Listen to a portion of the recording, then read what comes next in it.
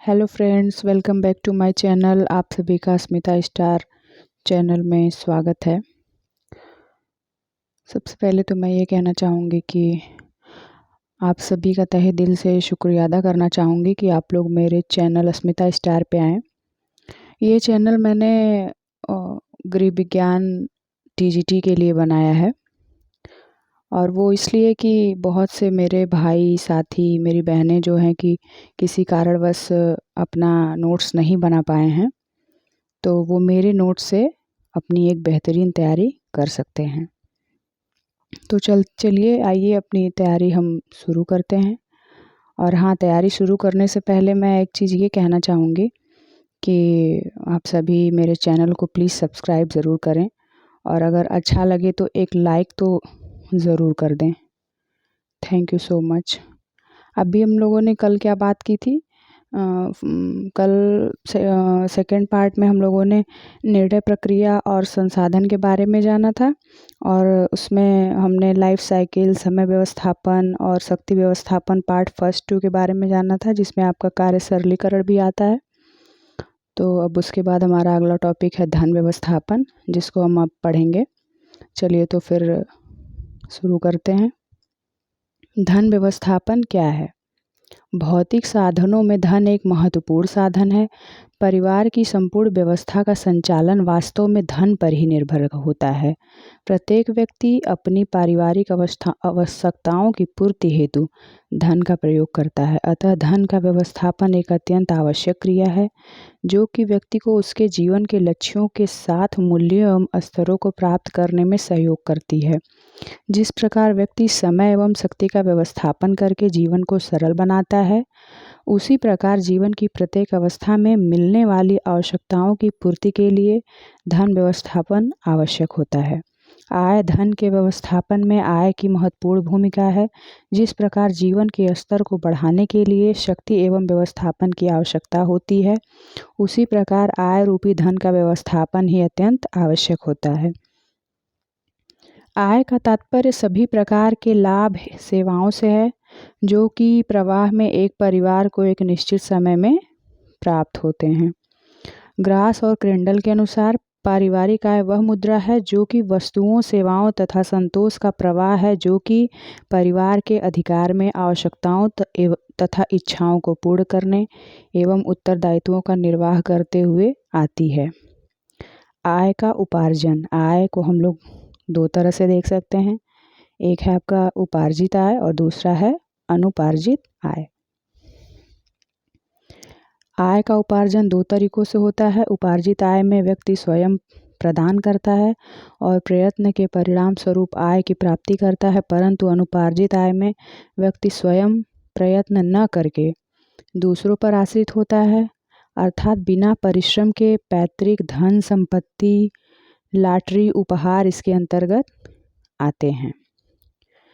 अब पारिवारिक आय के साधन क्या हैं? पहला है आपका उसमें वेतन। यह शारीरिक कार्यों की अपेक्षा मानसिक कार्य करने वालों को दिया जाता है, अर्थात जिन कामों में मानसिक श्रम लगता है उसके प्रतिफल में प्राप्त आय को वेतन कहते हैं। व्यक्ति विशेष द्वारा कार्य के श्रम में योग्यता, कुशलता, अनुभव एवं पद में उत्तरदायित्वों के अनुसार वेतन की मात्रा कम या अधिक होती है। वेतन प्रायः प्रतिमाह मुद्रा के रूप में प्राप्त होता है। वेतन के साथ साथ कार्य के अनुसार तथा पदानुसार एवं अन्य सुविधाएं जैसे आवास, वाहन, स्वास्थ्य सुविधाएं, भ्रमण सुविधाएं, निःशुल्क शिक्षा व चिकित्सा आदि। वेतन में कई प्रकार के भत्ते जैसे महंगाई, मकान, यात्रा, प्रशिक्षण आदि की पूर्व निर्धारित होते हैं। दूसरा आपका है मजदूरी। मजदूरी अथवा श्रमिक शारीरिक श्रम करने वाले व्यक्तियों को प्रदान किया जाता है। श्रम की विशेषता के आधार पर विभिन्न क्षेत्रों में मजदूरी की दर में विभिन्नता देखने को मिलती है। मजदूरी दैनिक, साप्ताहिक, अर्धमासिक, मासिक के रूप में प्रदान की जाती है। इसे मुख्य रूप से दो रूपों में दिया जाता है। एक है आपका कार्य के अनुसार, जिसको हम ठेका भी कह सकते हैं, और दूसरा है समय के अनुसार। आपका 8वां पॉइंट है रॉयल्टी। रॉयल्टी का अर्थ पारिश्रमिक होता है। किसी लेखक को उसके द्वारा लिखी गई पुस्तक के लिए पारिश्रमिक के रूप में दी गई राशि रॉयल्टी कहलाती है। अब फिर आता है भत्ता। वेतन के अतिरिक्त एक निश्चित मात्रा में दी जाने वाली राशि जो कि निश्चित मदों पर दी जाती है उसे ही भत्ता कहते हैं। यह वेतन के अनुसार बढ़ भी सकता है। छात्रवृत्ति शिक्षा के स्तर को उच्च गुणवत्ता प्रदान करने के लिए तथा ज़रूरतमंद छात्रों की शिक्षा को आगे प्रोत्साहित करने के लिए तथा मेधावी छात्रों के लिए कई सारे सरकारी अथवा गैर सरकारी संस्थाओं द्वारा दी जाने वाली राशि को छात्रवृत्ति कहते हैं। अगला है पेंशन ग्रेच्युटी। किसी सेवा के समाप्त होने पर अथवा सेवानिवृत्ति पर प्राप्त होने वाली निश्चित मासिक आय को जो कि वेतन पर आधारित होती है उसे पेंशन कहते हैं। सेवानिवृत्ति के पश्चात वेतन से काटा गया धन तथा उस पर ब्याज का प्रतिशत प्रदान कर एक बार में प्रदान की गई निश्चित राशि ही ग्रेच्युटी कहलाती है। अब है आपका पैतृक संपत्ति। किसी व्यक्ति की मृत्यु के पश्चात उसके पुत्रों और उत्तराधिकारियों को जो संपत्ति प्राप्त होती है उसे ही पैतृक संपत्ति कहते हैं। उपहार गिफ्ट या उपहार अनिश्चित उपहार है जो कि आर्थिक स्थितियों एवं संबंधों के आधार पर भिन्न भिन्न होते हैं। अब आपके आय के प्रकार कितने हैं? आय के प्रकार आपके 3 होते हैं। पहला मौद्रिक है, दूसरा आपका वास्तविक आय है, तीसरा आपका मानसिक आय है। जो दूसरा आपका वास्तविक आय है इसमें भी 2 होते हैं। ये आय वास्तविक आय आपकी 2 प्रकार की है, प्रत्यक्ष और अप्रत्यक्ष। अब आते हैं फर्स्ट पॉइंट मौद्रिक आय पे। जो आय किसी परिवार को मुद्रा के रूप में एक निश्चित समय में प्राप्त होती है मौद्रिक आय कहलाती है। अब मौद्रिक आय को ग्रास व क्रेंडल ने क्या बताया है? मौद्रिक आय से तात्पर्य उस क्रय शक्ति से है जो कि मुद्रा के रूप में किसी निश्चित समय में एक परिवार को प्राप्त होती है। अब आते हैं दूसरा पॉइंट है आपका वास्तविक आय। वह आय जो कि वस्तुओं एवं सेवाओं के द्वारा प्राप्त होती है अथवा मौद्रिक आय को खर्च करके प्राप्त होती है उसे ही वास्तविक आय कहते हैं। ग्रास व क्रेंडल के अनुसार वस्तुओं एवं सेवाओं का वह प्रवाह जो एक परिवार की एक निश्चित समय में उपभोग के लिए प्राप्त होता है वास्तविक आय कहलाता है। इसके अंतर्गत वे सभी सुविधाएं सेवाएं शामिल की जाती हैं चाहे उनका क्रय किया गया हो अथवा किसी अन्य प्रकार से प्राप्त किया गया हो। और जो है वास्तविक आय आपकी 2 होती है, प्रत्यक्ष आय और अप्रत्यक्ष आय। तो प्रत्यक्ष आय क्या है? प्रत्यक्ष आय से तात्पर्य उस समस्त वस्तुओं व सेवाओं से है जो किसी परिवार की बिना मुद्रा के व्यय किए हुए प्राप्त होती है। ये परिवार के सदस्यों द्वारा दी गई सेवाओं अथवा किसी व्यक्ति के वेतन के अतिरिक्त प्राप्त सुविधाओं जैसे निःशुल्क शिक्षा, चिकित्सा, आवास इत्यादि हो सकती है।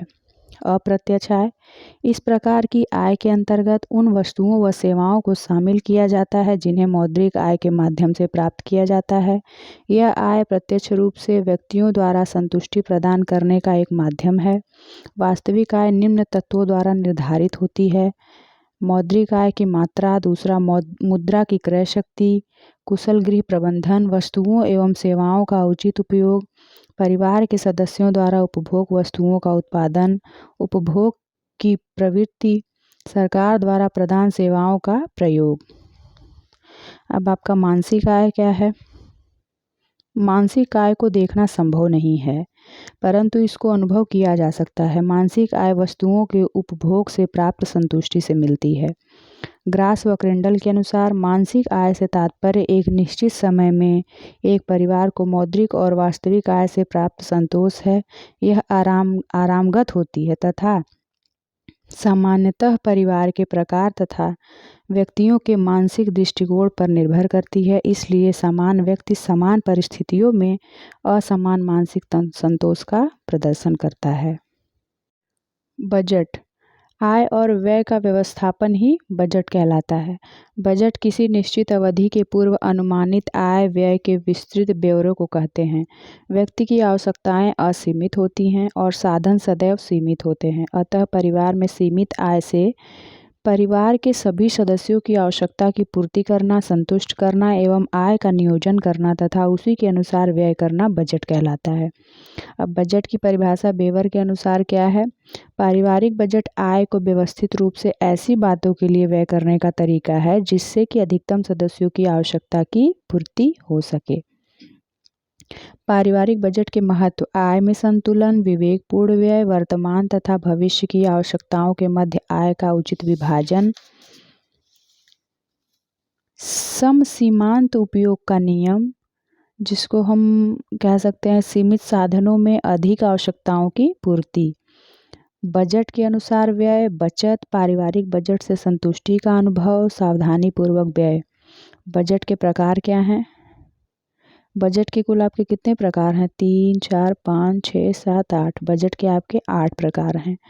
पहला आपका है संतुलित बजट, घाटे का बजट, बचत का बजट, सैद्धांतिक बजट जिसको आप वास्तविक बजट भी कह सकते हैं, पूर्ण बजट, आंशिक बजट, औसत बजट जिसको हम जनसमूह का बजट भी कह सकते हैं। आपका 8वां है प्रमाणित बजट। संतुलित व्यय में क्या है? आय प्लस व्यय। घाटे का बजट, आय कम व्यय अधिक। बजट का बजट, बचत का बजट, आय अधिक व्यय कम। सैद्धांतिक बजट, परिवार के आय व्यय के वास्तविक ब्यौरे को वास्तविक बजट कहा जाता है। इसमें ब्याज का सही अनुमान लगाया जाता है। कभी भी दो परिवारों के बजट एक जैसे नहीं होते हैं। साथ साथ एक ही परिवार का हर महीने का बजट भी अलग अलग हो जाता है। प्रायः यह कल्पना एवं अनुमान पर आधारित होता है। पूर्ण बजट, इस बजट में छोटे से छोटे आय व व्यय को जोड़कर बजट तैयार किया जाता है। आंशिक बजट, बड़े से बड़े आय को ही सिर्फ जोड़ा जाता है, इसमें छोटे मदों पर ज़्यादा ध्यान नहीं दिया जाता है। औसत बजट, किसी वर्ग विशेष की सभी परिवारों की औसत आय व्यय पर औसत बजट निर्भर करता है। प्रमाणित बजट, इस बजट में एक रूपरेखा बना ली जाती है और उसी को आधार मानकर बजट का निर्माण किया जाता है। अब एक आपका जो है कि एंजिस ला हैं, जो कि एक मनोवैज्ञानिक हैं। ये इन्होंने अपने द्वारा बजट को देखिए क्या बताया है।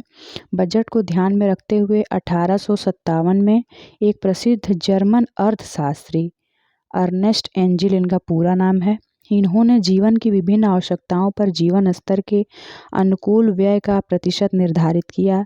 इसे ही हम एंजिल्स के नियम से जानते हैं। इन्होंने बताया कि आय में वृद्धि के साथ साथ भोजन पर होने वाला प्रतिशत व्यय कम हो जाता है। आय में वृद्धि होने पर वस्त्र तथा मकान, ईंधन, प्रकाश पर होने वाला प्रतिशत व्यय लगभग स्थिर रहता है। आय में परिवर्तन होने पर शिक्षा, मनोरंजन, स्वास्थ्य तथा व्यक्तिगत सुविधाओं पर होने वाला प्रतिशत व्यय बढ़ जाता है। नोट में क्या है? एंजिल्स लॉ का सबसे बड़ा दोष यह है कि इसमें बचत का प्रावधान नहीं है। अब उच्च, मध्य, निम्न में क्या है? भोजन, वस्त्र, आवास, बिजली, धन, स्वास्थ्य, शिक्षा व मनोरंजन। एंजिल्स ने निम्न निष्कर्ष निकाले, इन्हें हम एंजिल्स का उपभोग नियम कहते हैं। जैसे जैसे आय बढ़ती है, भोजन पर प्रतिशत व्यय घटता जाता है और आय घटने पर बढ़ता जाता है।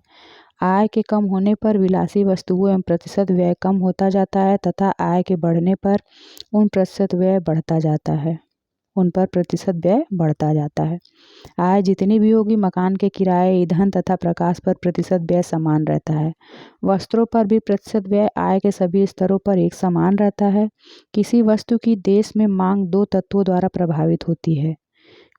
पी जो है आपका दर्शा रहा है कोमल तथा एम राष्ट्रीय आय। अब ये कुछ एंजिल्स द्वारा विश्लेषण के द्वारा बताए गए लक्ष्य हैं।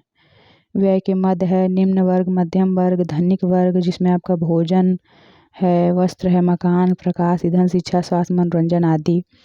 निम्न वर्ग, भोजन में निम्न वर्ग की क्या प्रतिशतता है वो है, देखिए आपका भोजन का 60% है, वस्त्र का 18 है, मकान का 12 है, प्रकाश ईंधन का 5% है, शिक्षा, स्वास्थ्य, मनोरंजन आदि इन सब का भी 5% है।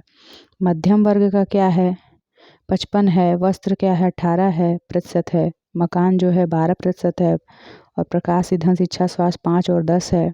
धनिक वर्ग क्या है? 50, भोजन का क्या है आपका 50% है, 18%, वस्त्र का है, मकान का 12% है, प्रकाश ईंधन का 5% है, शिक्षा स्वास्थ्य मनोरंजन आदि का 15% है। ये सारा एनजीएल द्वारा बनाया गया है विश्लेषण उनका, उन्होंने बताया है। एनजीएल द्वारा बताए गए उपरोक्त नियम में पहले व 5वें मद पर व्यय होने वाली राशि का प्रतिशत आज के संदर्भ में भी उतना ही सही है जितना पहले था। आज भी भोजन पर किए जाने वाले व्यय का प्रतिशत आय में वृद्धि के साथ कम होता जाता है, जबकि शिक्षा स्वास्थ्य मनोरंजन विलासितापूर्ण वस्तुओं आदि पर किया जाने वाला व्यय बढ़ता जाता है। किंतु आज के संदर्भ में एनजीएल द्वारा बताए गए वस्त्र मकान प्रकाश व ईंधन पर किए जाने वाला व्यय का प्रतिशत सभी आय वर्गों में स्थिर नहीं रहता। जैसे जैसे आय में वृद्धि होती है यह भी बढ़ता जाता है। हमें यह एक उदाहरण द्वारा समझ सकते हैं। माना 2 परिवार जिनकी आय क्रमशः 8,000 रुपये व 20,000 रुपये है, भोजन पर 60% और 45% व्यय करते हैं, अर्थात 4,800 रुपये व 9,000 रुपये क्रमशः व्यय करते हैं। इसी प्रकार वस्त्र एवं मकान पर यद्यपि व्यय का प्रतिशत स्थिर रहता है, फिर भी आय में वृद्धि के साथ साथ इन मदों पर कुल व्यय की राशि बढ़ जाती है। एनजीएल के उपयुक्त बजट में बचत के लिए कोई प्रावधान नहीं रखा गया है, जबकि आज के युग में बचत प्रत्येक परिवार के लिए अनिवार्य है। अतः आदर्श बजट वही होगा जिसमें बचत को भी स्थान दिया गया है।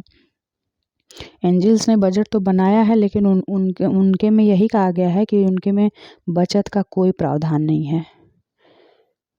तो आज हमारा ये पार्ट भी कंप्लीट है। अब कल हम पढ़ेंगे मनी मैनेजमेंट का पार्ट फर्स्ट पढ़ेंगे। तब तक के लिए दोस्तों इतना ही। बाकी अगर आपको इसका स्क्रीनशॉट चाहिए तो वो मैं शॉर्ट्स में डाल दूँगी। और मेरे चैनल पे बने रहने के लिए थैंक यू सो मच। और एक लाइक और एक सब्सक्राइबर आप सब ज़रूर कर दीजिएगा। Thank you so much.